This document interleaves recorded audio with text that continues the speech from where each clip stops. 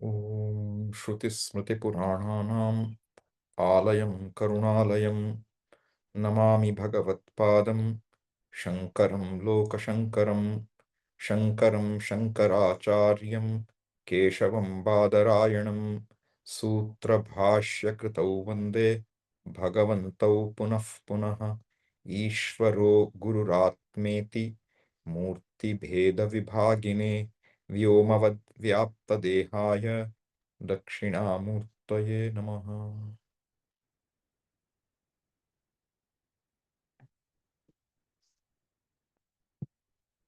We are trying to understand the vision of the Veda, the vision of the Veda for a human being. Because Viveka Chudamani, the text, is going to talk about what is called as Vedanta. So Vedanta, as I mentioned, is that which comes at the end of the Veda. And the whole Veda is a means of knowledge, informing us of means for ends which we are interested in, which we may be interested in, and also tells of ends which we don't know about. And so far as these are extra additional means and ends I know, and I can use these also to make myself feel more fulfilled as a human being. And we saw that the vision of the Vedanta is all that is here is Isvara. That statement is always too fuzzy. How much ever we seem to understand, it still seems a little fuzzy. Because how to appreciate what does the word Ishvara mean to us? Why do I need to relate to Ishvara? I'm an independent person. I've done everything independently in my life, and there's no Ishvara till now. Why do I need Ishvara now? It's not an uncommon question today. So, question is, what is the human problem? Is there a human problem or not? As a human being, as a cow grows up, becomes an adult, and gives birth to a calf. The cow is grown enough. It's an adult cow. A human being, is it just that much? Just a physical growth to an adult? Or is there something more? Are we happy just becoming adults? You survive, you eat, you grow to become an adult. All right. But is that enough? Or do we find ourselves wanting? Finding ourselves helpless also. Helpless to order the world as we like it. Helpless to order even our own body and mind the way we wanted them to be. So then, if you look at the religious life, religion means you acknowledge an Ishvara, a God. What is God is your own understanding. Each one has their own understanding of the word God. But in general, everybody acknowledges what God means. There's a source of power. Correct? So you go to God to get something from him. Because locally, if you want something, you get a recommendation letter from somebody. You make somebody make a phone call on your behalf. You give a reference of somebody. Why all this name dropping? Because that will take you someplace. You want to get some doors open. Correct? If you are in bad trouble, you go to some person who has money who can help you. I mean, basically, you go to somebody who is better endowed than you are to help you move forward. So God is treated as one super powerful uncle. And you never think that you want God. You just want God to give you something. Right? So you look at our Puranas now, how they depict it. You see a Hiranyakashipu. Heard of Hiranyakashipu? His brother was a terror, was killed by Lord Vishnu. Then Hiranyakashipu made a resolve. I am going to avenge this. How am I going to avenge this? I am going to destroy the people who did this to my brother.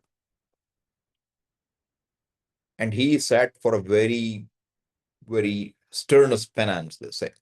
Tapas. He prayed to somebody. He prayed to somebody. For what? He said, that fellow can give me what I'm asking for. He can equip me with capacities and boons which otherwise I cannot get. So he acknowledges there's somebody above him. All right? He prays to them. And finally, Brahmaji appears. Brahmaji is the person he is praying to. Who is Brahmaji? Srishtikarta. See, Puranic model, what do I mean Puranic model? Puranas mean there are stories which are in a way evergreen. Pura api nava. No? Because what they tell you is the theme of dharma versus dharma, that dharma wins, etc. But in the story now, Hiranyakashipu has prayed and Brahmaji, the creator, has come. Why I said Purana? Because I'll make a small diversion and come back. So what is Puranic vision of God?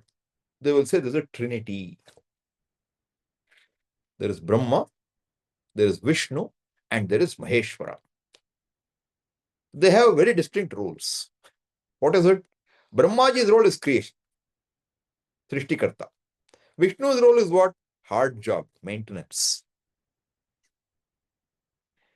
And what is Maheshwara's role? Wrap up everything, resolution, dissolution. Is that, see, can you imagine?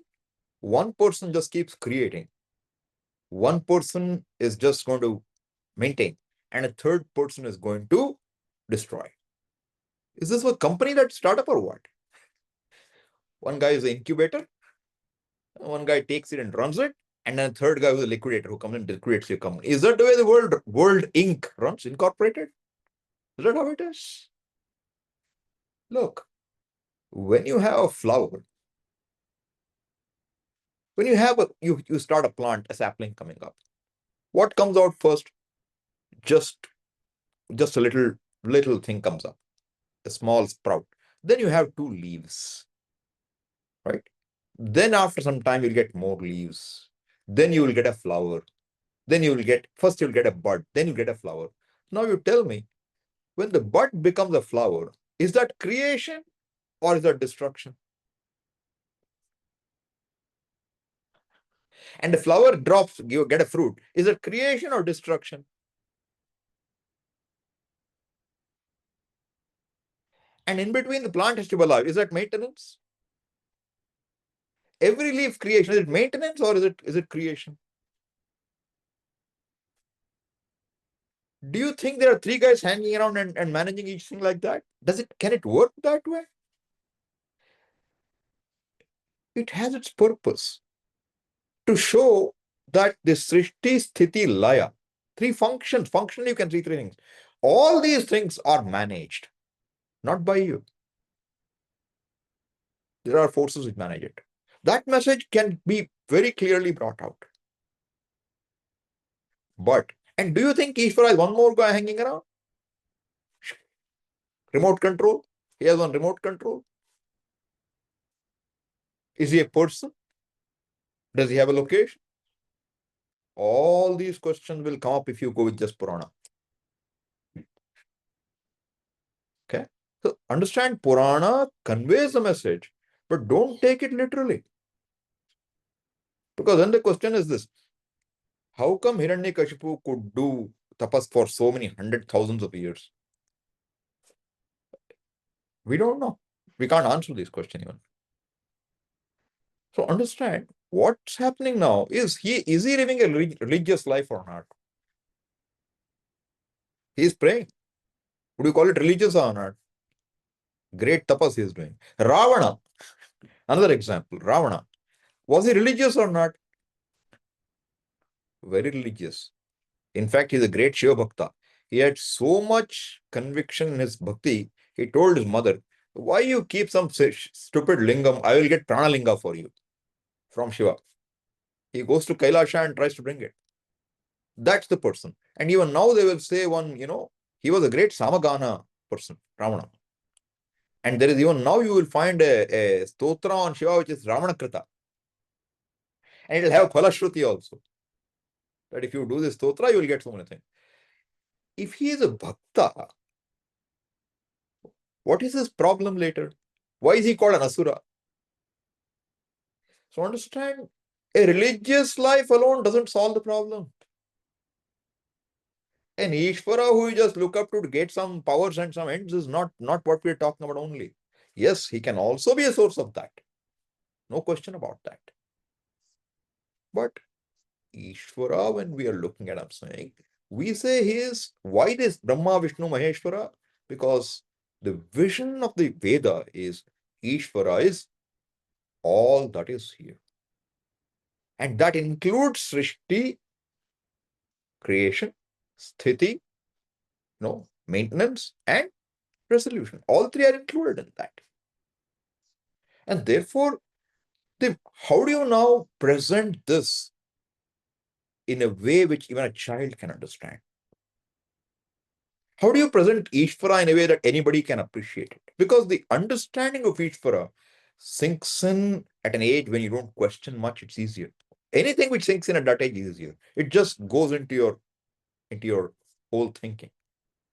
How do you make that thinking happen? We didn't grow up asking questions, is there Ishvara or not? Where is he? Why doesn't he show up? Today's children ask all those questions. Like last time somebody was asking, it's very difficult to even get Shraddha. When you're living in a different culture, how do you believe everything is Ishvara? There's Kanophala and you will get rewards, you will get... How? Person's question was very genuine. How can I gain even this attitude? To me, it's just a belief. How do I start believing this? It's hard to believe. And the only way is you have to want to believe and you start believing to gain that belief. You have to do something as though it is true for you. To gain Shraddha. Shraddha means a belief pending verification. To gain that Shraddha, what is the method?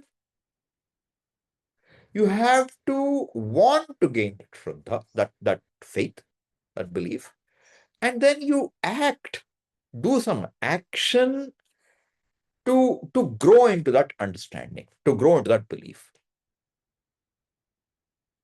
So whatever values you want to grow into, at an intellectual level, we have some appreciation of value, but to grow into that value for oneself, one has to act out things in life as though that is one's value. So if I want to grow into being a person who is honest, I should speak honestly with a value to grow into it. Right? So this is how we are organized. So I'm saying a Ravana prayed, a Hiranyakashipu prayed. Then what did he do after that? They got their boons. What is Hiranyakashipu's boon? He first said, make me immortal. Brahmaji said, that is out of scope. Not possible. Okay. So then he said, okay, I will get it differently. So what did he ask for? He said, okay, no, I should not die at the hand of a human or an animal or a devata. Okay. I should not die inside or outside the house. Okay. I should not be killable by any weapon. Okay. I should not be killed either in day or night. Okay. So many conditions he put. Very intelligent. Then what did he decide? He said, I will take care of everyone now. Now I'm as good as immortal. Ravana was not different. He had a bone. He cannot be killed, by gods. He never thought a puny human can do anything to him. Cannot be killed by gods. Banasura, Bhasmasura. You hear these names. Who is Bhasmasura? He was a great religious devotee of Shiva. And what boon did he get from Shiva? See, what kind of a boon? After a lot of penance, he asked for a boon. What's the boon? Whosoever head I touch, whatever I touch, should turn to ashes. At least, if somebody says, whatever I touch should turn to gold, Midas touch. That makes some sense, all right? You want to make gold, that's okay. This fellow's intention is very simple. Whatever I touch should go to ashes. What kind of bhakti is this? Religious. And then what did he say after he got the boon? Shiva said, okay. What is the first thing the fellow said? Let me check it out on you. The fellow who gave the boon, he won't touch that guy's head. Shiva is on the run. This is the story, okay? Shiva is on the run. How did he escape? He cried out to Vishnu, maintenance manager. Hey, come, help me, I'm in trouble. Vishnu said, I know you'll always be like this. Ashutosha, you're easily pleased and without thinking you use some Varadana. Therefore, let me do something. Okay. He comes as Mohini. What does he do? Mohini comes, then this Bhasmasura is distracted. Distracted by a sense object. That's all that matters there. Distracted. And once he's distracted, now his heart is in Mohini. He says, marry me. She says, I have different stories. How the story ends goes further doesn't matter. But the fact is, she says, okay, you want to marry me? Then you should be a person who does Gayatri Japa. I don't marry some useless guys. For her sake, he is willing to do Gayatri also. And for that, he has to Pranavasya Parabrahma Rishi. He has to put his hand on his head. When he does that, what happened? He became ashes. That's how Vishnu solved the problem. Within the rules. Hiranyakashipu had to be killed. But he was killed by Narasimha, keeping all the constraints, maintaining all the constraints. He is neither man nor beast. Half lion, half man. He took the fellow to the threshold, which is neither inside the house nor outside.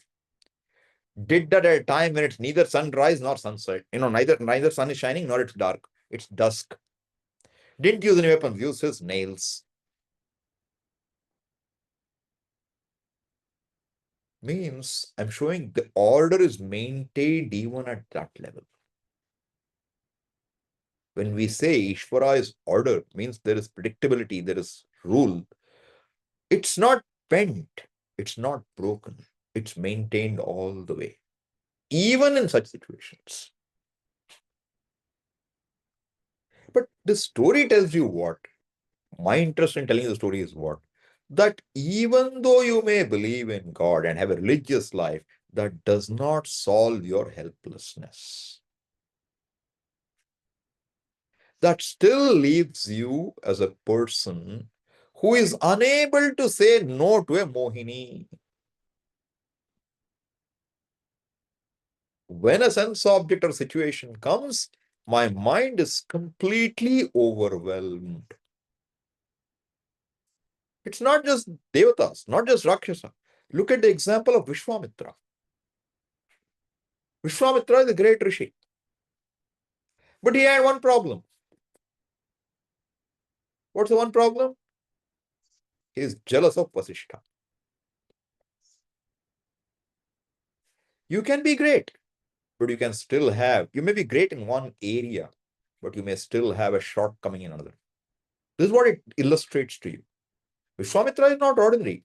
Gayatri mantra, the Rishi is Vishwamitra, not ordinary. Rishi means, very respected. One of the Saptarishis. But what was his problem as he was growing up in life? He was a king and he had an enmity. He wanted to settle a score with Vasishtha. This is how he was. Then, you know, Indra is afraid of Vishwamitra. Shows the insecurity of Indra. Look, Vishwamitra is unable to hold or dam his jealousy. His jealousy is going to be his undoing. Indra is the king of all gods in heaven. And he is unable to be secure despite being the king of all gods. He is afraid his kingdom will go away if Vishwamitra does more tapas. Therefore, what does he do? He sends one more Mohini, one Apsara, to do what? To just go and hang around Vishwamitra, distract fellow. So, you see, for a Vishwamitra to be distracted, they have to know what might distract him. They sent. And this Apsaras didn't want to go. But she had a deal. You go or I will take care of you here. You have a choice. Because Indra is the king. Abuse of power. Even when you're the lord of Devatas. Story shows you all this. She comes. She's afraid. How will I do anything? Indra says, don't worry, I'll send Vayu Bhagavan to help you. He will do some work for you. Vayu comes and blows away her dress. And Vishwamitra gets enticed. Durvasa, another example. Great Rishi. What is he famous for? His anger. Everybody is afraid about Durvasa. If Durvasa comes, you don't know when he's going to utter a curse on you. He's an angry man. Swamiji, how can he be Rishi and be angry? That's what you should know. You can be Rishi and still be angry. You need to grow out of anger. Vishwamitra needs to grow out of jealousy. His only way he can become Brahmarshi is to go and pay obeisance to Vasishtha. Finally. So what did happen to Vishwamitra? He got distracted, and then when he had a baby only, he woke up. What happened? Then he said, you go. I'm not interested in you anymore. Vairagyam. Vairagyam after the problem came. So what does this show? Even an exalted Devata, an exalted Asura, an exalted Rishi, in all these cases, what do you find? The free will is not free. It's hijacked by my own tendencies. What can help me? If I can't help myself, see, if somebody else is pushing me, come, go do this. Suppose somebody is pushing Durvasa, go and curse this fellow. Durvasa may say, get out, I'll curse you. Okay? If Vishwamitra was on his own, any number of Apsaras could not have touched him. So, who do you blame for your difficulty? Duryodhana. See, this is how you should look at Puranas, what they teach us. Duryodhana is saying what? He says, Dad, my problem is not at all what I have. That's not my issue. You're asking me, why am I not content? I have Hastinapura. Let Yudhishthira keep Indraprastha. What's your problem? My problem is not what I have. Don't tell me what all I have. I can't handle the fact that Yudhishthira still has his clothes on his body. I mean, basically, I can't handle Yudhishthira, the Pandavas' wellness, their well-being. I cannot accept. Cannot accept it. I know what is right, but my inclination doesn't take me there. I know what is not right, but I have no inclination to avoid it. I don't know. I'm driven by something.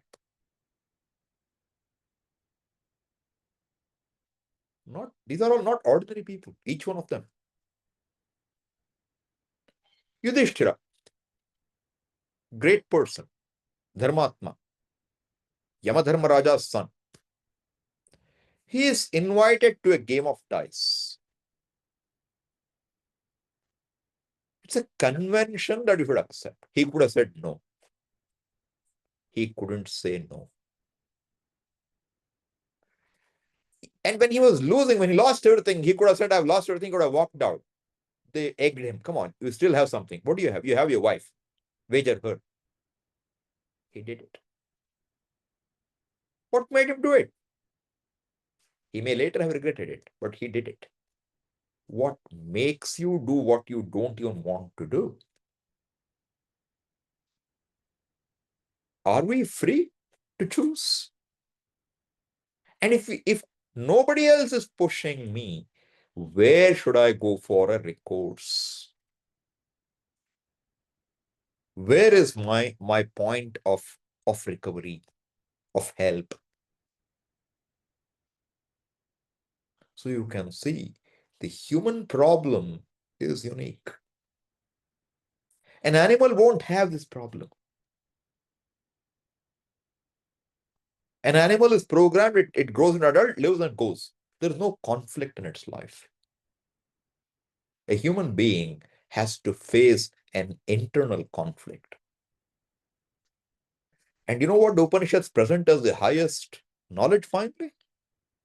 The person who is absolutely free from conflict is spontaneous in life. And so the Taittiriya Upanishad ends. What is the person's lakshana? Kimaham sadhuna karavam, kimaham papama karavam iti. Normally, a person has a regret. Why did I not do what I could have done? Why did I do what I shouldn't have done? This dual regret is not there for a person who is free. The whole past, whatever it is, doesn't matter anymore. Doesn't matter anymore. What is done can't be undone anyway. There is no anxiety for the future.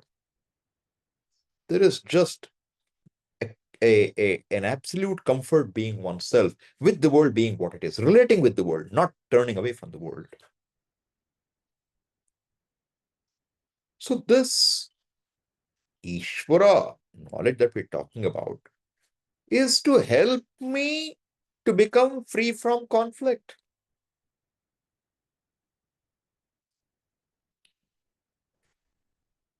See, in our life, we try to become secure, become comfortable, become happy by doing something or not. Normally, you either try to gain something and retain what you have gained, or you try to get rid of something or avoid something which you don't want. That's the norm. Correct? So, by gaining and retaining, getting rid of and avoiding, we hope we will be in a better place. There is some truth in it. Correct? So if you gain something which you have value for, you seem to be better off. Yes or no? So you have some plan for life. You want to have a house, a comfortable car.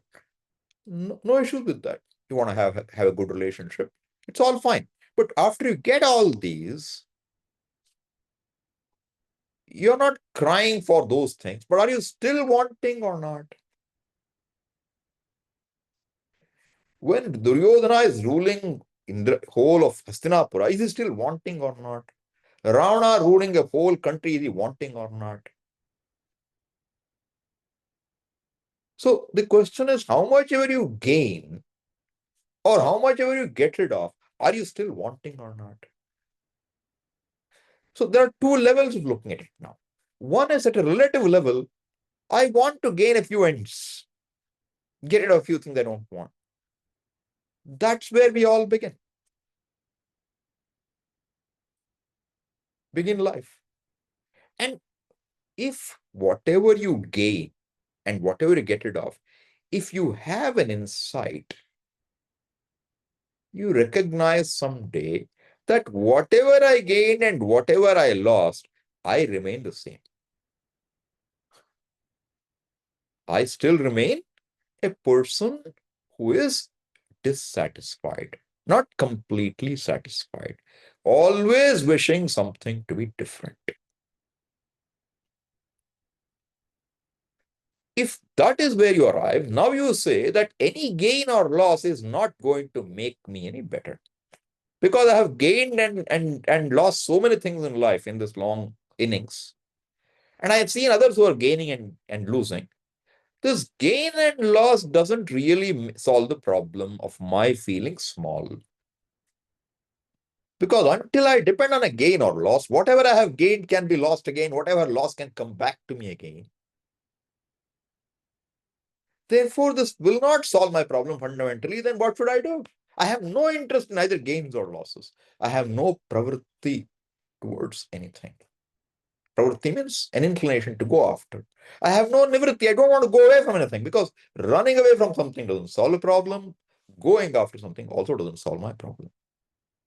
This is a different level of a person. Okay. So the thing is, in both cases, what is common? I feel I am insufficient. I am incomplete. I am wanting. I need something. Correct? Now, if you think the problem can be solved by the problem is centered on me not having some things or having a few things I don't like, then what's the solution?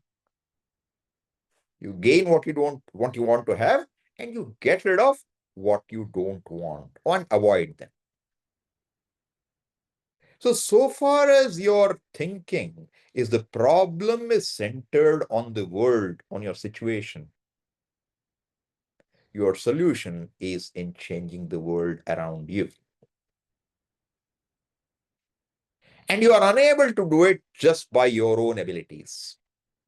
You want an accomplice, a strong accomplice, not a weakling like you, one more fellow like you. So who is a strong accomplice now? Get the one who nobody can fight, Bhagavan. Right? That is typically how the religious expression is. You know, the greatest gain is what? You go to heaven and you stay with Bhagavan, you be his neighbor for a while, you stay, hang around him. This is how it is looked upon. So in the Purana, you will find this vision. You know, that so Banasura is a great Shiva Bhakta. Right? And he is creating trouble, adharma. Vishnu has to fight him. And Shiva is fighting from Banasura's behalf. What is going on? Then somebody will ask, why Vishnu and Shiva are fighting each other? Don't take these literally. These are all meant to show us some things. We don't take them literally. Right? But the point I'm making is that this is at one level. Up to the point where you think you can address your shortcomings by either gaining something or getting rid of something. Okay? This is where most of us will operate. That if you have to examine yourself, what do you think is your problem? If Bhagavan were to come and stand in front of you and say, what do you want? You ask for it, I'll give it to you. What would you ask for? What would you ask for? That will tell you what you think is your problem also. So if this is what I want, then what is the God I'm looking for? Somebody who's a big, powerful fellow who will give me what I want. Take away what I don't want. Right? Even to do that, he must be somebody. See, again, I told you, from our perspective, we are saying to even get there, you need to be able to turn your attention from other things and pay attention to what you want to pay. Even living a life in this world To succeed in a simple job, you need to do well in a job. To succeed in education, you need to do well in education. Is that not true? I mean, it requires your attention, it requires your willpower.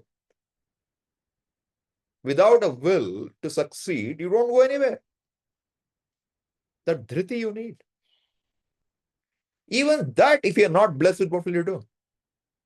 Now I have a problem. What's my problem today? Today's modern problem. Social media. And this web. Web is really a web. It lures us into it. Right? And once in your web, you're caught in that web. Someone told me that I spend 7 hours a day helplessly surfing the web. And I'm surprised, but at the same time, I can appreciate a difficulty. That, once you get used to that, you go looking at one thing. You go looking for one thing. It has 10 other links. And then even if you didn't know it, YouTube will very cleverly set the default is play the next thing. It'll start playing the next thing. Then from there, it'll go to the next thing. And before you know, you get addicted. Who will save you from the addiction? Somebody else is forcing you to watch YouTube or what? No, the person knows very clearly, I don't want to, but I can't. Where will you go? Self-improvement is very difficult. The cigarette manufacturers added more nicotine so that you get addicted. The Coke manufacturers want you to get caffeinated so you can't give up caffeine. Because that is where their profit lies. But the question is, do we or do we not find ourselves also helpless in so many ways? Wherein you can't blame others. I find I am unable to get out of my own addictions. Addiction could be anything. Addiction to just talk, be on the phone half the time in day. Addiction to be on the web. Modern problems, okay? But basically, I know I shouldn't be doing it, but I do it. I know I shouldn't be doing it, but I can't avoid it. This is Duryodhana's problem. Is that not our problem too? At that level, I'm not looking to solve any fundamental problem, okay? I'm just trying to get out of my problems. Or as I said, get a few things, get rid of a few things, whether it's centered on this body, mind, or on the world. But even to do that, I need to be more objective. I need to have a say over my own mind.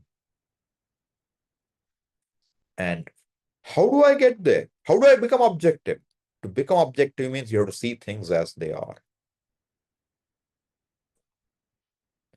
Last time I left you towards the end by saying, the more Isvara, the less you. The more you, the less Isvara. Yeah. How do I bring more Isvara into my life? So I am told by Shastra that, look, if you have a problem, you go to Tameva Charanam Gacha. See, the words we are using in meditation is what? That, Ishvara Sarva Bhuteshu Hriddeshe Arjuna Tishtati.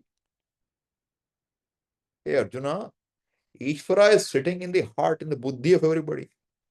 And doing what? Brahmayan Sarva Bhutani.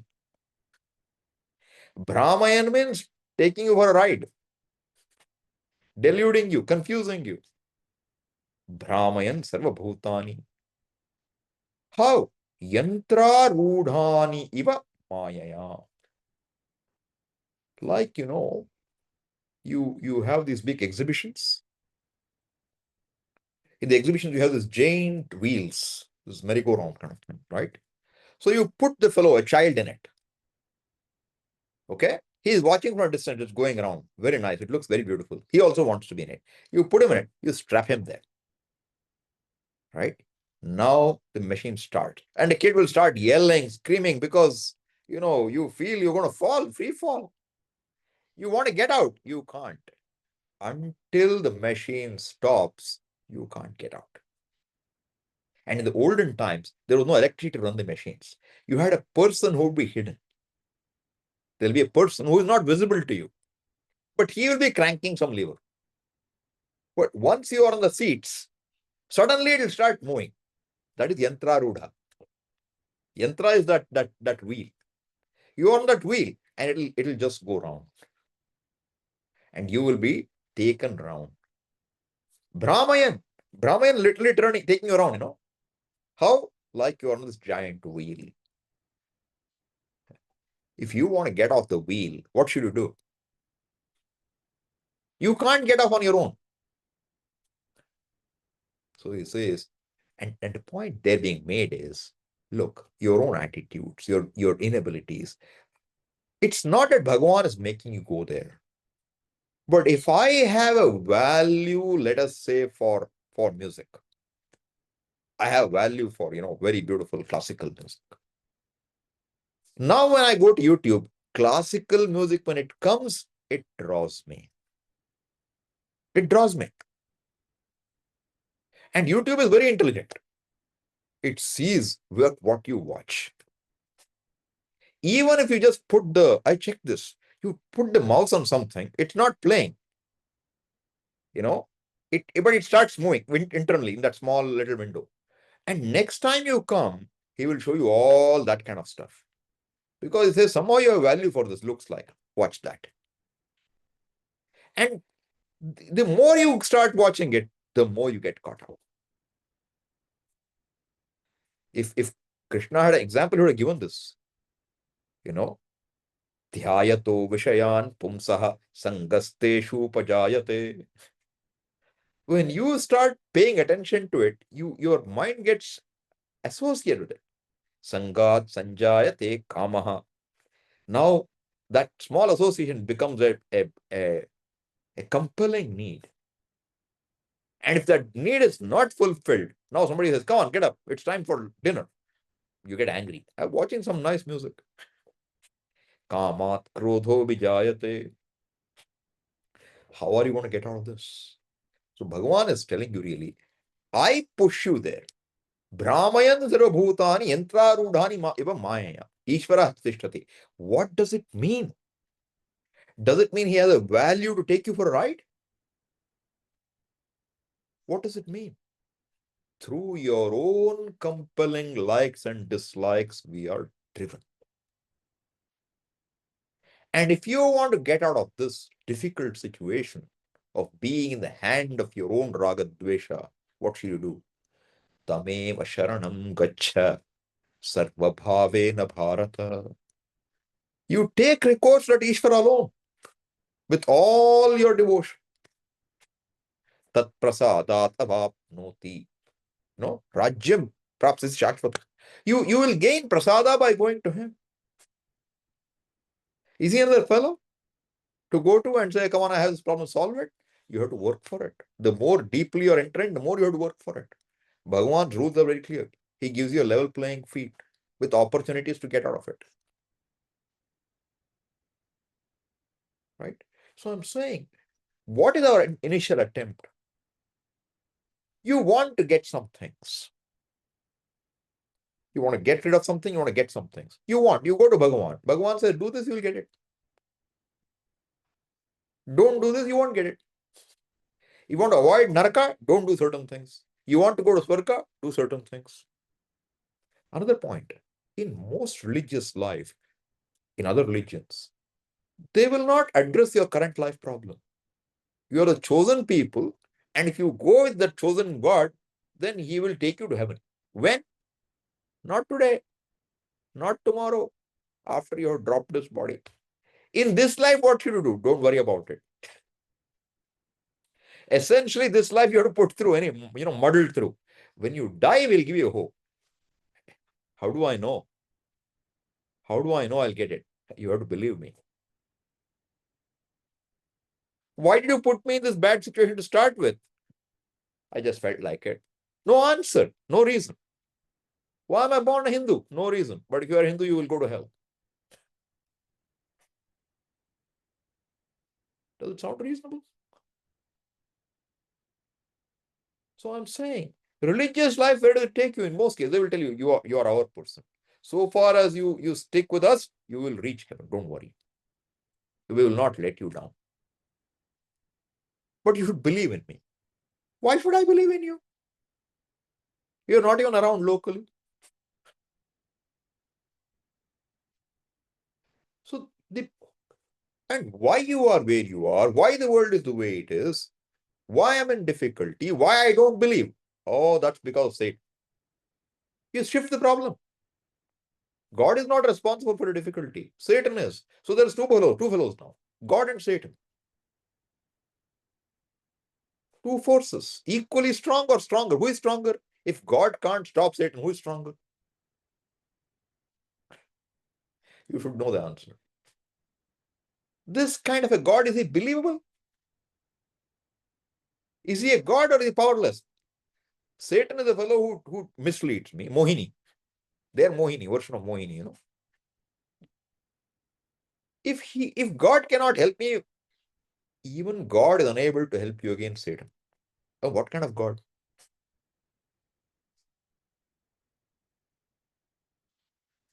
The fact is, my own tendencies are my enemies.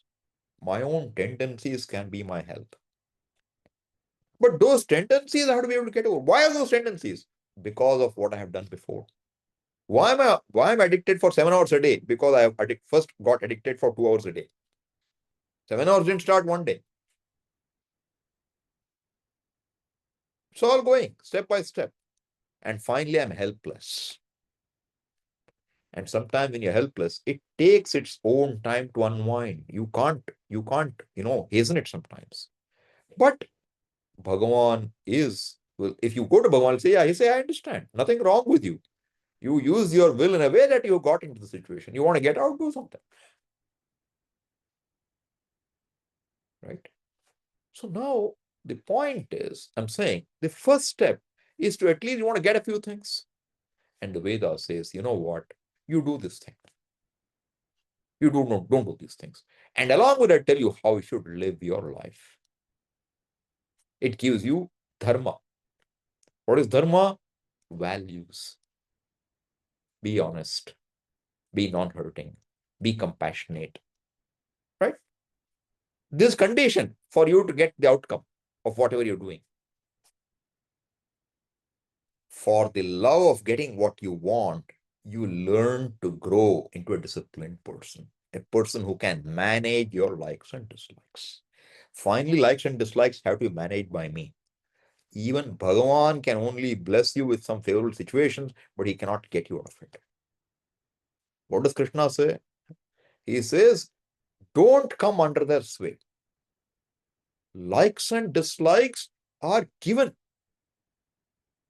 Ragadvesho vyavasthitau. It's not something, I can't make an exception. Your past lives, your some impressions are there, your vasanas are there. You will have ragadvesha. Everybody will have. What should I do? Tayor navashamagachet. Don't come into their sway. Don't be under their hold. How? Don't ask how now. You can pray for help. You can pray for strength. You can do something. But finally, you alone have to say no to your ragadvesha. You alone have to say no to YouTube finally. Nothing else will do it. But you can get some help. Some help in terms of strength of the mind. So the time you spend in prayer, at least you didn't spend on YouTube. You know, and the more you make a sankalpa, or I want to do this, and you pray, the more you're going to have that auto suggestion in your head. The culture in the Veda was you don't do anything randomly. You do things with a affirmation, a sankalpa. I will do this. You declare publicly, I will do this. And then you must do it. And every time you say, I will do it, and you must do it, It may require you to give up some things which you have value for. Some YouTube time I have to let go because I made a sankalpa. I will do Sandhya Vandanam every day. Then you have to do it at that time. But you have to do. But the method was you make a public declaration of what you will do and you carry it out. And in the process of carrying out your own desired, stated desires, you will grow. You will grow your capacity to enforce your own will against a backdrop of likes and dislikes. This is the way the Veda helps you grow. It's called Guda Jihvika Nyaya. So you want to serve a bitter medicine to the fellow, but you coat it with sugar nicely. So you roll the bitter pill in sugar and give it to him. Just like today's modern capsules, What is a capsule? Some medication is there, it's kept in a nice form, you can just happily swallow them as many as you want. But if the capsule sometimes breaks, then you will see the real taste of medicine in your mouth. You don't want it. So Veda is also giving you capsule. And the capsule is, be honest, follow all these values, and then when you do, you'll get an outcome. To get the outcome, you're willing to do something. Right? But to understand, see, all this you can do without even understanding what is Ishvara. Just some Shraddha you have. And you do, and you get results, your Shraddha increases. That's how it works. You did something, and then it worked out, and you say, oh, maybe this helped. You'll do it again. Yeah, it helped again. Now you become a strong devotee. This is how Tirupati, etc. get people. Somebody tells you, I went there, I made a vow, I offered something hundi, and this worked out. Is it? Another guy goes. Then another guy goes. Then now you will see on TV thousands of guys going. So there must be something there. So you will also go. Without even having Shraddha, you will go now. Because why so many people are going there?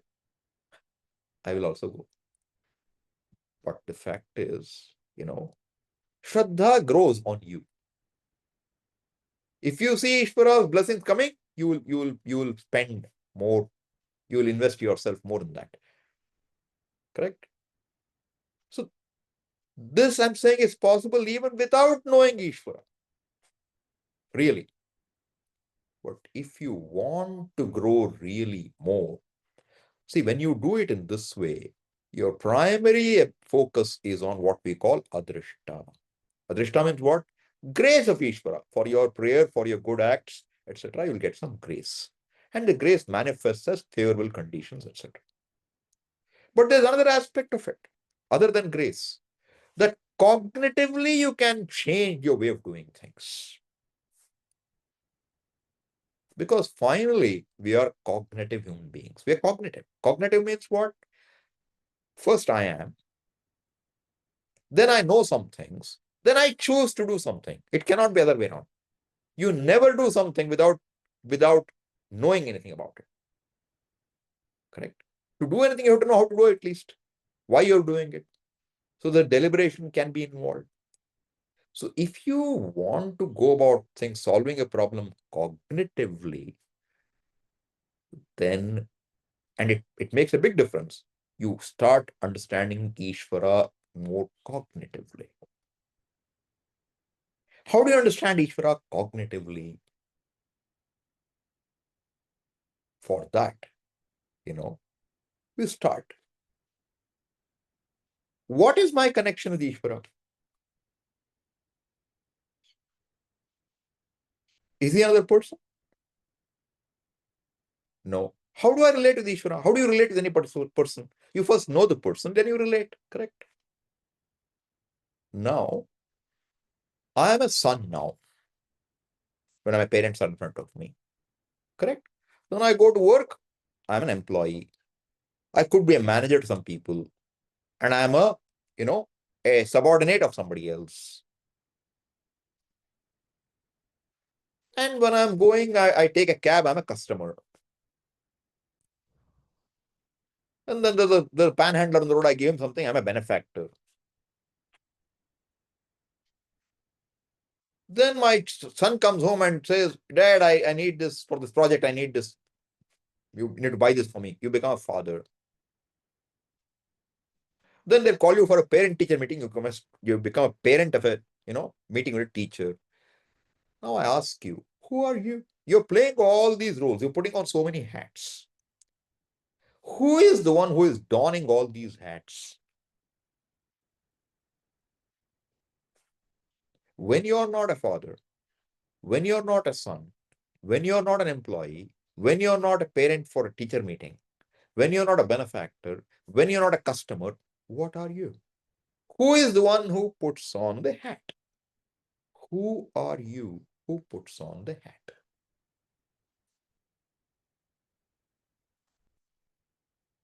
Do we have an answer? Do I know who I am? Do you exist without doing anything or not? You do. That's the attempt in the meditation, to just see yourself momentarily, not doing anything, not getting involved. So that I, is it still a human being or not? You're a conscious being. A conscious being who has the facility to use the will or not use the will. You have a will, which you can employ. You may not use it. That's called freedom. I choose to do, I choose not to do. No, I'm compelled to do. That means I'm under the sway of my likes and dislikes. Right? Now the point is, this individual that you say I am, who gave you this body? Where did you get this body from? Where did the mind come from? Where did the fivefold senses come from? Where did sense objects come from? Where did the food outside come from? You need bioenergy. For that, you need what? Biofuel, not petroleum. Biofuel is available. Fire is available to cook it. Air is available for you to breathe. And that air has to reach every single corner of the body, and the blood is available to carry it to every corner through capillaries.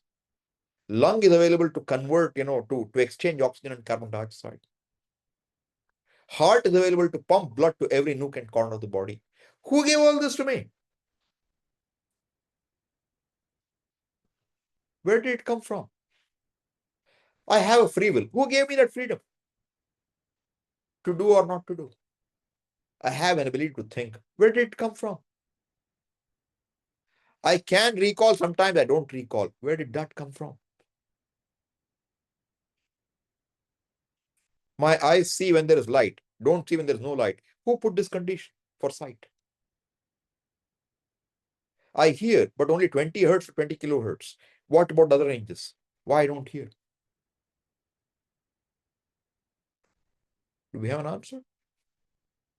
What is all this about? What's this ecosystem I'm enjoying? Okay. You say I. Which part of you is not given to you? Body is not given. Mind is not given. Senses are not given.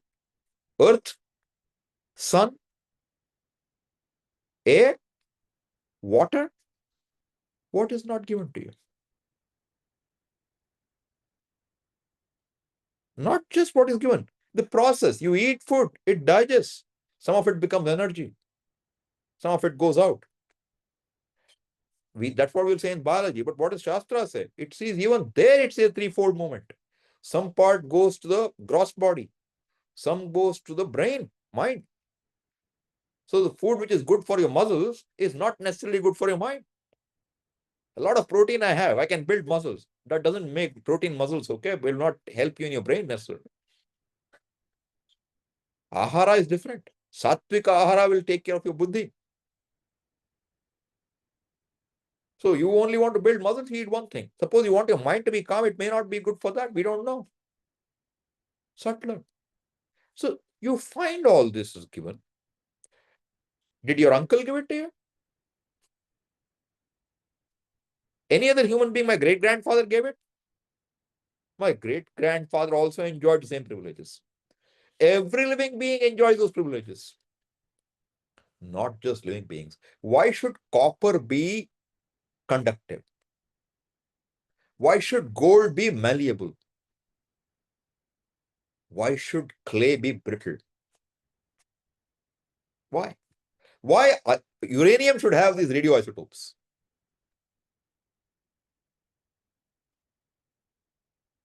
What's the answer? Why should there be carbon? Carbon is the life chemically. Every organic being, there has to be carbon. CH, you know, C6H6, all carbon business you would see in organic chemistry, Why? Why food outside is food and when it comes inside becomes you? Why? Why the air outside, when it goes inside, keeps you alive? Prana. Why? Do you stand isolated? What do you call yours and you? Therefore, we say all this is given. The giver is what we call Ishvara, and that giver is not isolated. The giver himself is the given as well. This is understanding Ishvara cognitively. Now, this person who is free from any roles is essentially connected with Ishvara all the time. Which means you are a devotee first and a devotee last. Whether you recognize it or not, what I call a devotee is one who is connected to Ishvara. To discover the devotee in yourself is a huge matter.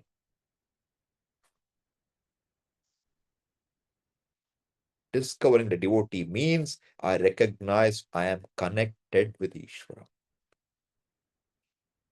And this person, the devotee, is who we arrive at first in our meditation as the basic person. And that basic person who has recognized the devotee in him is now engaging with a devotional activity of chanting or praying to Ishvara. See how it's all connected.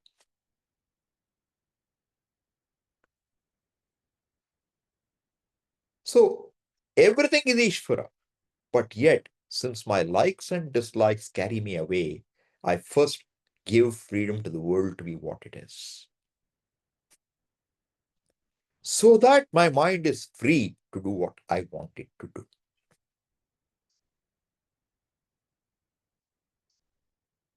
So if I understand Ishvara as all that is here, which means, as I said, there is not, I can see when you see the ocean and wave example, you tell me, I have a problem. Where does the wave end? Where does the ocean begin? Can you tell me? Where does the wave end and an ocean begins? Or where does the ocean begin and wave end? Either way. We talk of wave and ocean, but can you separate the two? You talk of an individual. You cannot talk of an individual unless there's a total. Where is the boundary between the individual and the total? The individual is assumed to be an individual. Like you say, there's a wave. When I ask you where does the ocean end, you have no answer. Is the wave not part of the ocean? Yes, it is part of the ocean. Okay, now good. One saving grace, part of the ocean, you can say. Now I'll ask you still, what part of the ocean is the wave? If you take away all the waves, what ocean will you have?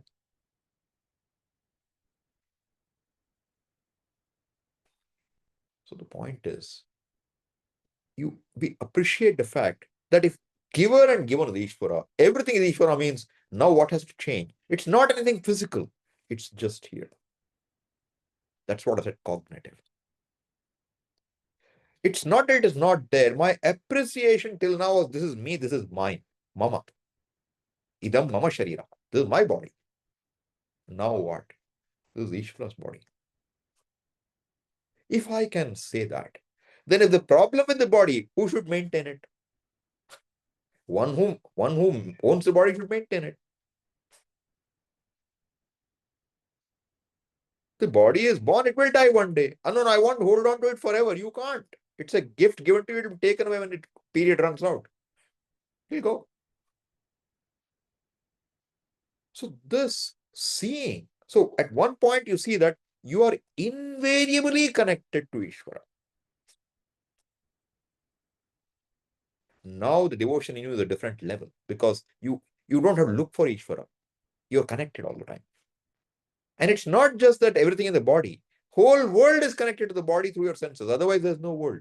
You cannot talk of anything in the world unless you're connected to it through one of your senses or memory of past sense perception. Is that not true? And whatever the senses can perceive, the connection between sense and sense object and sense organ is given. That connection is Ishvara. That's knowledge. That's what we mean by all knowledge. That everything there is knowledge of Ishvara means just like in your dream. Everything in your dream is your knowledge. The space, the time, the people, their emotions, their heartburns, their joys, their failures, their success, everything is your knowledge. What's the distance between you, the dreamer, and anything in your dream world? None. Come back to waking. What's the distance? Now you say, distance. What is distance? Okay, between my two hands, there's a distance. Correct? What's there here is space. There is space between the two hands. All right. Now, the space is part of the manifestation that is Ishvara. Space itself is part of the manifestation that is Ishvara. Space in the order of Ishvara is that which accommodates. Now I have a hand in space.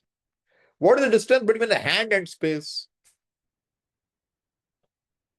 Between my hand and space, what's the distance? None. Okay. You say there is space. What is space? Is there a space other than space consciousness, space awareness? No. What is the distance between space awareness and awareness? Space and awareness. Between space and awareness, what's the distance? Between anything that you cognize and awareness, what's the distance? Between any raws, the whole knowledge of physics. What's knowledge of physics is? Knowledge means awareness of physics. What is the distance between awareness and physics knowledge? None.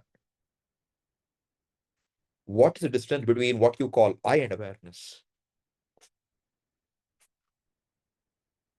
You tell me, is there a you other than awareness, which is consciousness? You may not be aware of your body.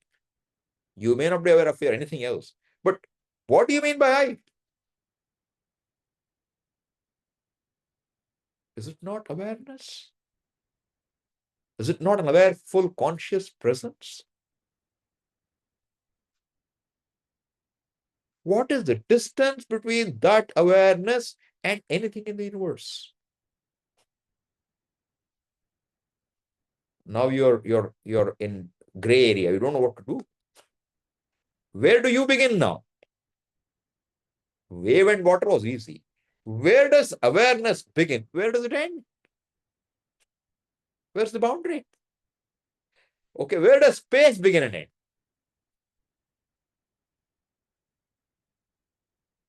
Do we know?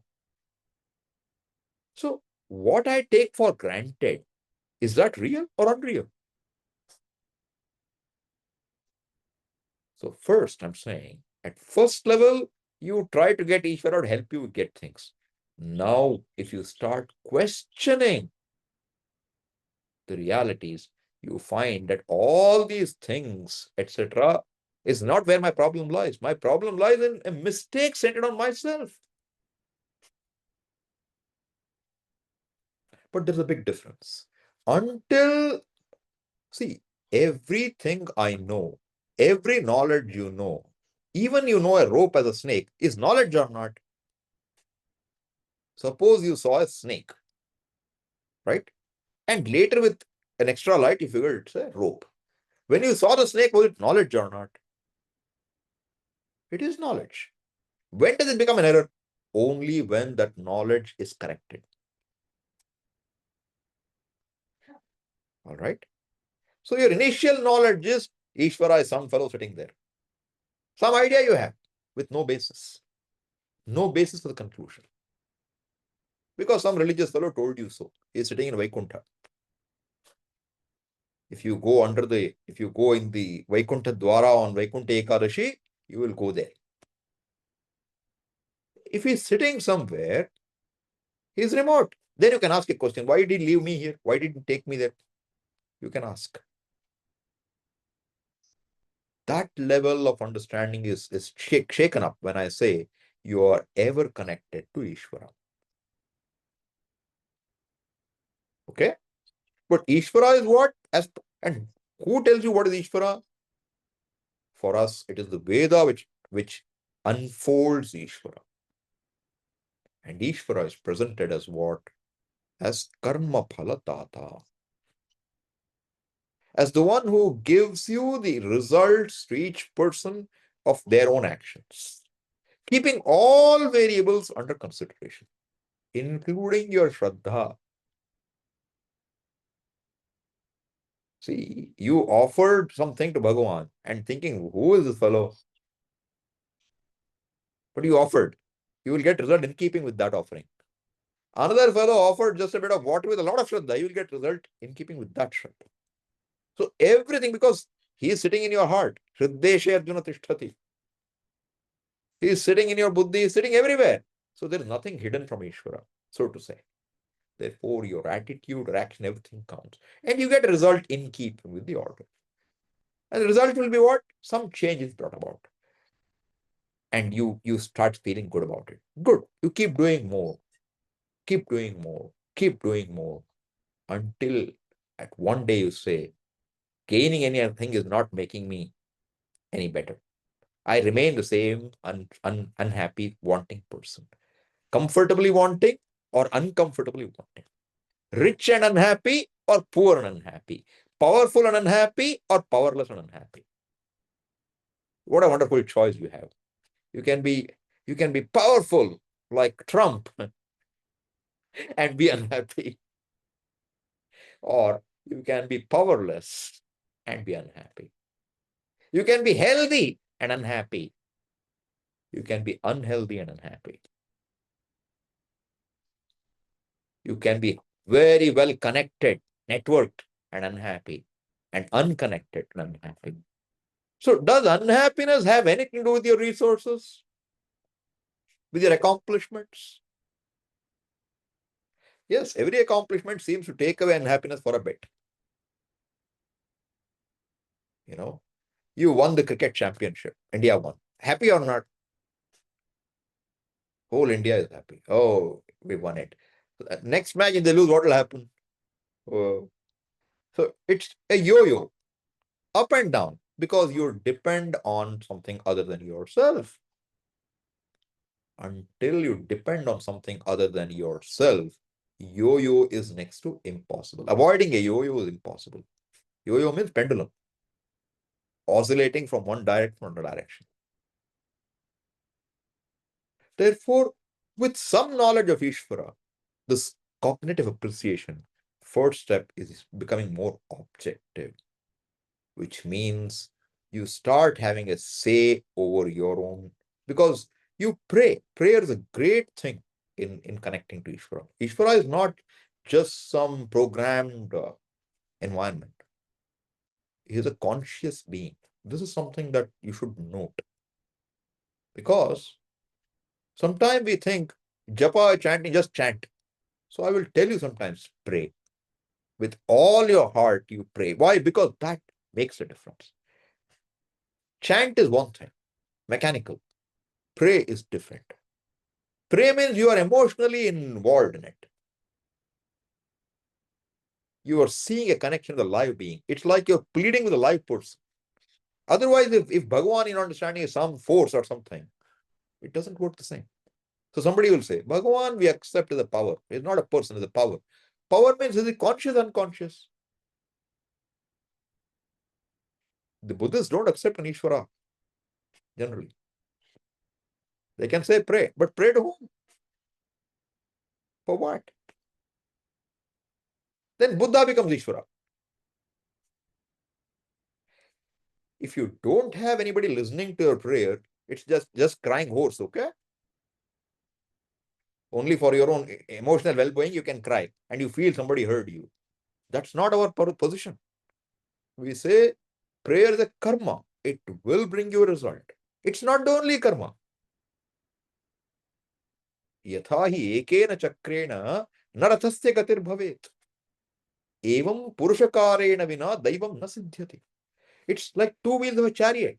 One is your effort, one is grace. Both are needed to make the chariot go forward. Only one of them doesn't do it. But then if you put only one wheel, all your effort, no grace, it won't move. Therefore, Ishvara being seen, look, I have to recognize I'm connected to Ishvara. The more I recognize that connection, the more I'm aware of Ishvara. And the more I'm aware of Ishvara, you will find that a lot of things will automatically find objectivity. Because now, if there's a problem with anything, it's not a problem, because that's the way Ishvara is. See, even your likes and dislikes are Ishvara. Even your unconscious is Ishvara. But that doesn't mean you have more likes and dislikes. If say somebody will ask a question, Swamiji, if everything is Ishvara, what new thing do we gain now? Despite everything being Ishvara, I am what I am. True? Because nothing changed, right? What's the big deal if everything is Ishvara? This is the kind of Ishvara is. You know what? Everything is Ishvara means there is no you really, there's only Ishvara. You don't know it. That's a different problem. But the fact is, even as an individual, even when you say everything is Ishvara, there are things which are becoming and things which are unbecoming. Things which will help you grow and some which won't. That order is called dharma. Dharma is like you have a physical universe, you have a physical order, law of physics. You have life, therefore you have biological laws, how life functions. Right? You can have law of geology, how things become, fossils and minerals and all that stuff. Similarly, there is also a law of dharma. And the law of dharma is, if you do, how do you know you're having dharma or not? Whether you have an internal conflict or not. Things should not create an internal conflict in me. What is dharma? That which holds this universe is called dharma. Dharayati dharma. And the basic values are what? Satyam, ahimsa, asteyam. What you hear in yoga is yama, niyama, etc. would all be dharma. Values and attitudes to be gained. So this dharma is a unique order, means a unique manifestation of Ishvara. See, the physical world is a manifestation of Ishvara. The world of life is a manifestation of Ishvara. Dharma is also a manifestation of Ishvara. Where does it manifest? You can't. Swami, where is dharma? Can I say? You can't. But where is dharma? It manifests in your head. In every human being's head, it manifests. How does it manifest? When somebody is hurt, you can feel the pain. That empathy is a manifestation.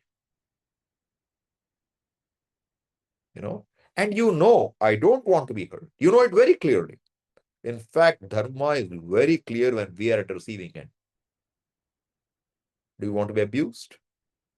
Do you want to be cheated? Do you want to be lied to? Do you want to be hungry? Do you want to be felt uncared for?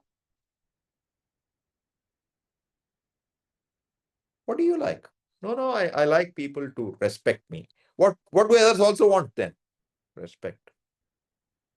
Do you want to be eaten up for breakfast by somebody? No, no, I want to live. What do the poor chicken want? It also wants to live. Every life being wants to live. Swami used to say, see, why does the chicken run away when you try to get it? Because it does not want to land up on your plate. But a pumpkin stays even when you go to collect it. It doesn't run away. It is meant to be your food. There is also life in pumpkin, but life lives on life. Therefore, ahimsa is there, but ahimsa in degrees. The more evolved being you hurt, the more the pop up. So there's a whole order of dharma. And the entire Vedic dharma is dharma has to be maintained all the way. The values have to be maintained all the way. Grow into them. Why do you not grow into them? Why do you break dharma? Because of likes and dislikes. Why do you have likes and dislikes? Because you're born with them, some of them, and you cultivate some of them. Now, what's your new value?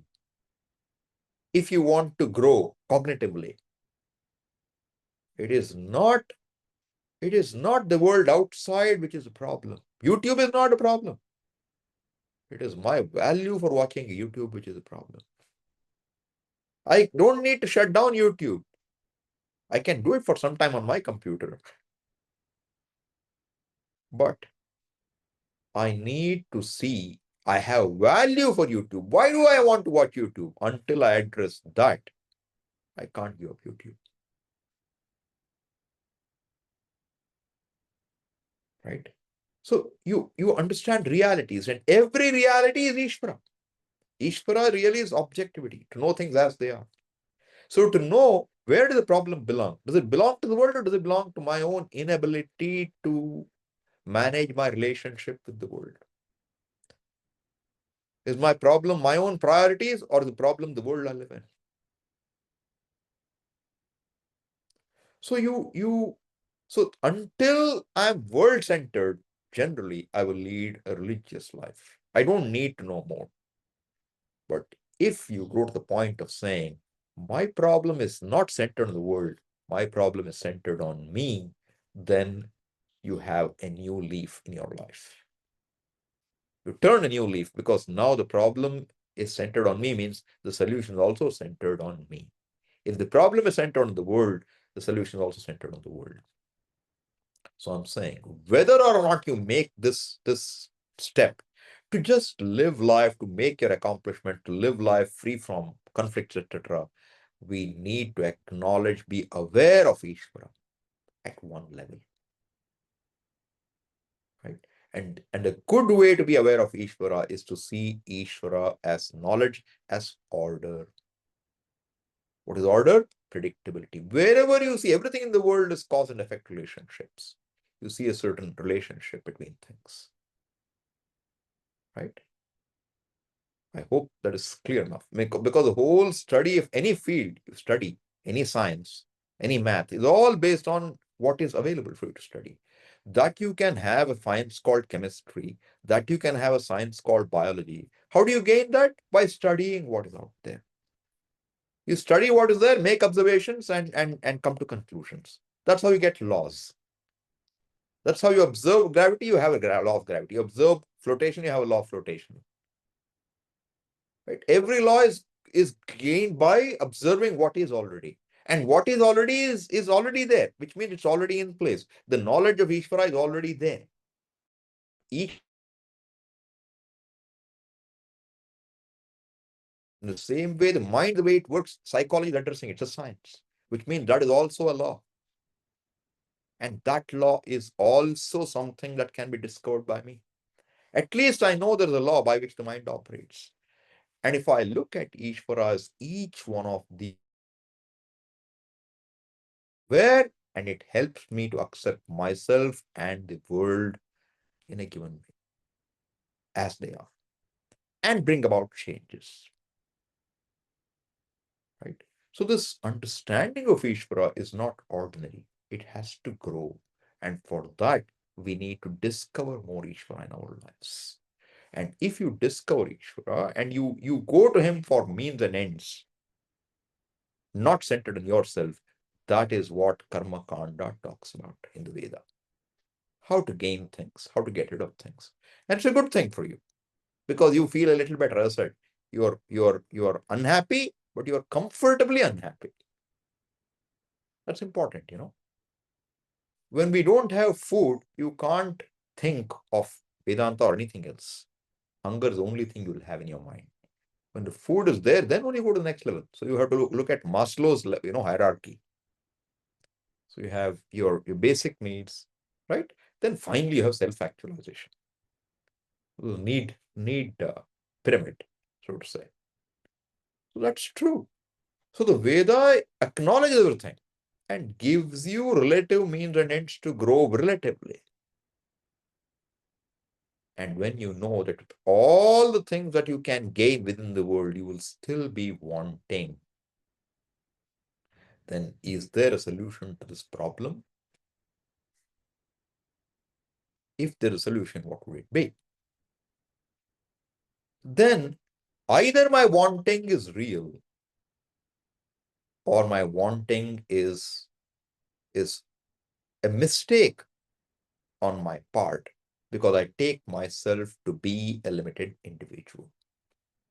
Already I have put the seeds by saying, where's the limit of Ishvara? Where do you begin? Where does Ishvara end? Where does awareness begin? Where do you begin? But this is formally what will happen now. I mean, you have to understand that, am I really limited or not? I have taken for conclusion, I am sad. Am I sad? The I is sad. Now you're questioning basics. And for this questioning, who you are and what is Ishvara, to understand it, you don't have a means of knowledge. You are given means of knowledge. You want to go to heaven, you do this action. You want to go somewhere else, you want rain, you do this. You want a child, you do this. So many things are given to you. Veda, means of knowledge. But you say, I don't want all that. Now I want to know who I am. And what is Ishvara really? When you say everything is Ishvara, I don't see anything common. What does it mean by everything is Ishvara? You have to see. Only then you can say everything is Ishvara, really. Otherwise, it's just a word. Then what is that? That, if you ask, then the first part of the Veda gave you ends and means to accomplish some things in the world.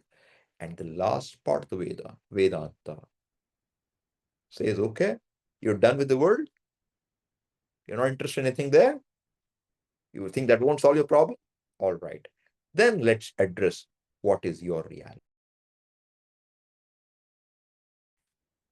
Your reality happens to be the reality of the whole world. Okay? That's what Veda has to tell you. That is called Vedanta. So who is the person who has studied Vedanta? Who is the person who is really a candidate for it? The one who says, I have nothing to gain or lose in the world. It won't make me better. And that's generally a long way in itself. To arrive there is not easy because we just want to be happy. We don't really care where it comes from, the world or outside the world, okay? And general thinking is the happiness lies in situations, in things, in relations.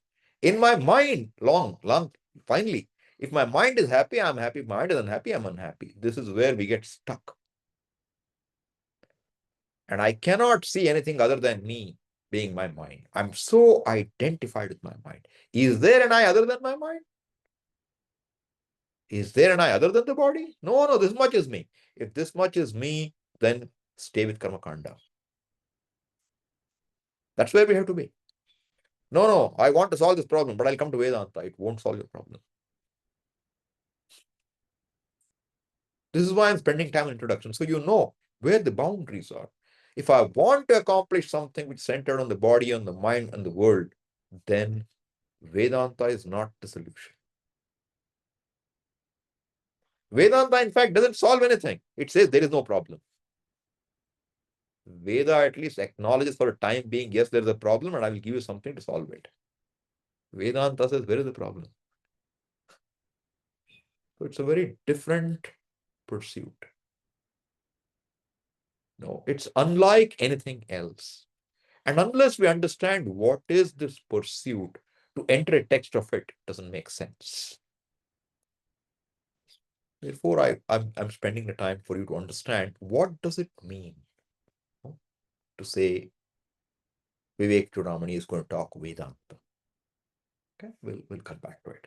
Om Purnamadav Purnamidam Purnat Purnamudachyate Purnasya Purnamadaya Purnameva Vashishyate. Om Shanti Shanti Shanti. Harihi Om Shri Gurubhyo Namaha. Harihi Om. Any questions?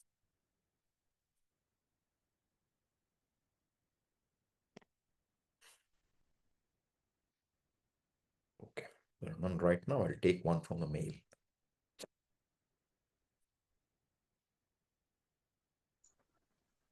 Okay.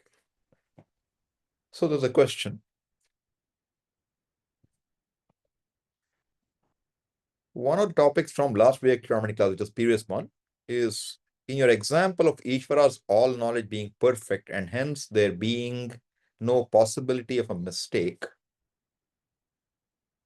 One second. Huh? Okay, no possibility of, where is it now? Yeah, no possibility of mistake. You had given the analogy of simultaneous equations which having exactly one solution. I was wondering if it would be okay to consider this not as a linear simultaneous equation, but as polynomial simultaneous equations of order n with multiple variables, when you could have multiple solutions up to n. Though some of them could be complex, but this system could still be perfect since each outcome is still acceptable in the order of Ishvara and hence is perfect. I was wondering if such an approach would possibly accommodate the negligible leeway given to jivas in the grand scheme of things, but with everything still being conformant to Ishvara's Maha order. Yes, I would say what you're saying is fine. You know what? I'm not a mathematician, okay? First, let me acknowledge that. So I may go a little off sometimes. But what you're saying makes sense. I'll tell you how. See, I have read things. Some people say everything is fated. Today, just was reading somebody's note which says that I will drink water at 10:55 p.m. is also part of fate.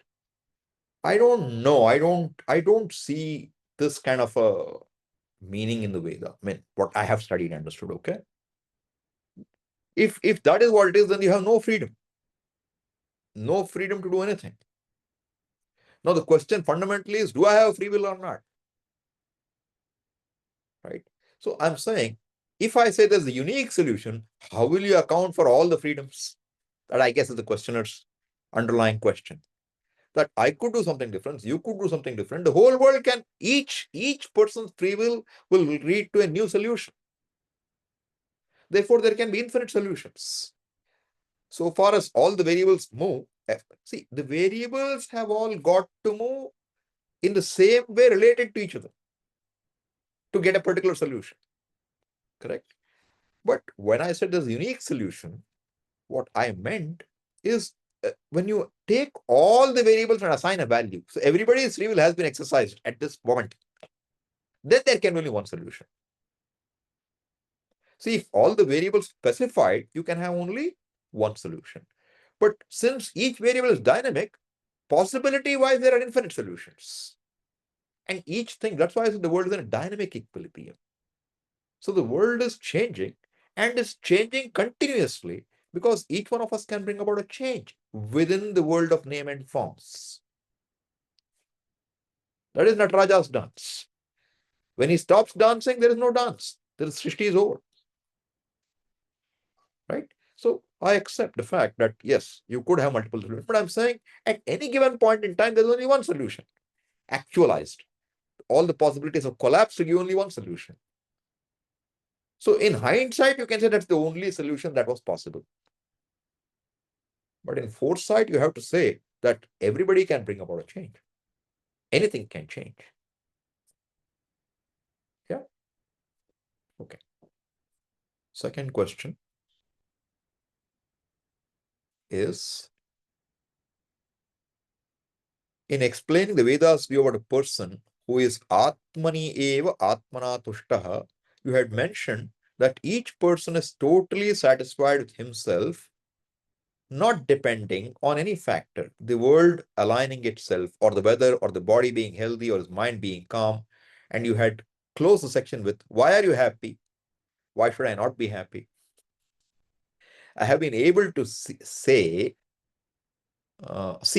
that I am okay despite the mind being sad or longing for what it wants. But I haven't been able to see that I am happy despite the melancholy in the mind. I have seen a tripti arising out of contentment or when the mind is calm. And I used to relate to the happiness, and I used to relate that to the happiness irrespective of the mind. Okay. But now I have the benefit of distance from my mind in being able to say that I am okay despite my mind. I am unable to see that I am happy despite my mind. Can you help me understand the teaching better? Or should I just treat Ananda and Ananta and replace references to happiness with limitlessness? Okay. Look, that that phrase I use is a little loose, okay? The definition, when I say Atmaniyeva Atmana Tushtaha, you bring one more sentence of Gita now. Harsha Marsha Bhayo Dvegaihi Mukto Yaha Sacha Me Priya. Harsha Amarsha. Harsha is what? It is not, it's you have an extra. See, there's a Vrittigata Sukha. Vrittigata Sukha means you have a happy feeling. And Amarsha is what? A Dukkha, the absence of Harsha. Bhaya is what? Fear. Udvega is that mind is gutta. So free from all these, does it mean you will be like a robot? Are you happy? Yes. Are you unhappy? Yes. That's not what we talk as happiness, correct? But when we are looking at Ananda, see, if I really understand, look at this, right? Now you're playing with your child. Yeah. And in the child is you're playing with a balloon. The balloon breaks. The balloon breaks. Very nice, big balloon, birthday balloon. Will the child cry or not? It will cry. It'll say, Dad, my balloon, you bring it back to life. What will you say? It's okay. Balloons will burst. Are you unhappy? No. Child is unhappy. Why? For it, the balloon was something which shouldn't break. For you, the balloon can break. Same way, your mind can break for you. It doesn't matter. If I am able to understand that the mind doesn't matter, then you're okay. But if the mind matters, then you have to be in samadhi, or you have to keep it happy, in good humor. You have to do something. And this is a very difficult area because generally, this is what Gaudapadacharya says. Manasayattam, manoyattam, yoginam sukham. I don't remember the exact verse. So that's the verse where he talks about titiba, a bird emptying an ocean of the beak. If I depend on my mind to be happy, the effort is superhuman to keep the mind happy all the time in good humor. So Swamiji, when talking of that, is to mention that until you depend on the mind, means mind mithyatvam is not seen. So as I said, I use the word happy in a loose way, okay? So why are you unhappy? Why not? I said that's just to show that your happiness has nothing to do with anything in the world. You're happy being yours. So that's why Atmani eva Atmana Tushta was a context. But you're right. If you're saying, look, I'm okay when the mind is calm, that's where most of us are. In fact, all of us are happy when the mind is calm. Who is not? Everybody is happy when the mind is calm. When do we become unhappy? When the mind is not happy. In fact, there is nothing else. What happens in the world is irrelevant. Whether your mind accepts what happens in the world determines whether you are happy or not. And therefore, if I'm saying Atmani eva Atma Tushtaha, then it cannot depend on the mind. Which means the mind may be crying, and you will say that is the way the mind will be. Given that I lost a near and dear one who have been associated for years, there will be sorrow. It's fine. It's quite understandable. But that doesn't mean I'm unhappy because my identity is not placed in that mind. That's how you will say I'm okay. You will see the sorrow in your mind. There's no possibility you can avoid it. When a situation comes, sorrow will come. Earthquake happens, or you see a war and 100 people dead, you see a gory scene on TV, we will be sad. Who won't be? But we have to understand every sad means that sadness belongs to the mind. You should be able to recover and say, I am not sad. That's jnana. Okay. Any other questions?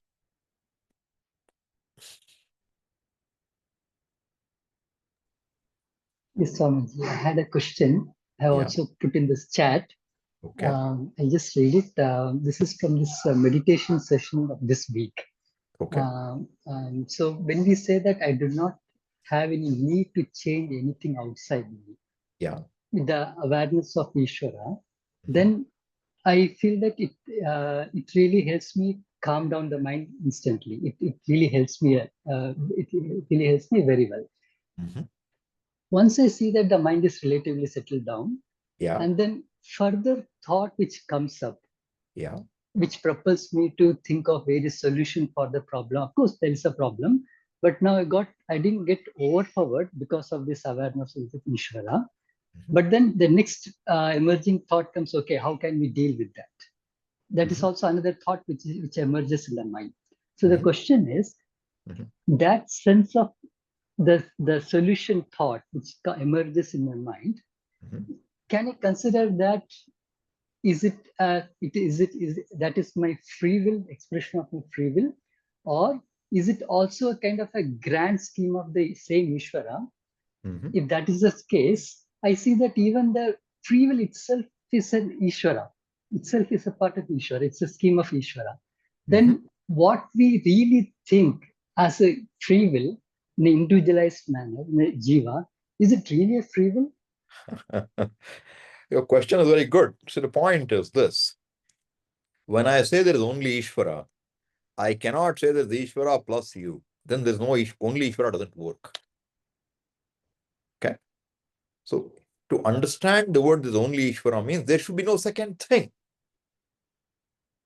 There is no individual. There is only Ishvara.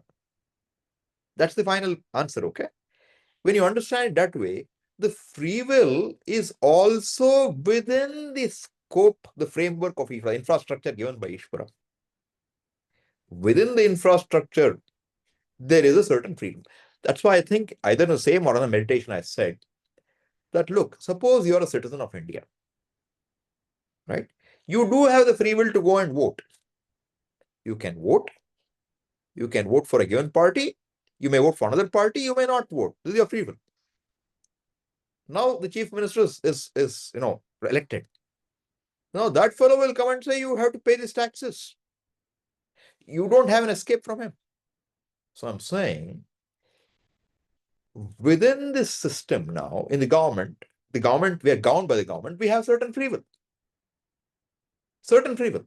But that free will is governed by the same government. Very interesting, is it not? The free will, are you electing the government or the government? Who is the boss? You or the government? Looks like the government is the boss. But then you elect the government, so you are the boss. Who is the boss? It's not either. So I'm saying in the same way, understand that when I say everything is given, this body is given, This mind is given. The possibility of your making choices, that Ichha Shakti, is also given. Okay? But it is given because you can do, you may not do, you may do differently. This ability is given. You could have asked this question. Now you asked. You may have said, no, if Swami reads the chat, he will answer it. That's another way. Right? Or you may ask a different question. This is your freedom. There is a freedom. I wouldn't say this is fate. All right, but both fate and free will are within the order of Ishvara. There is only Ishvara.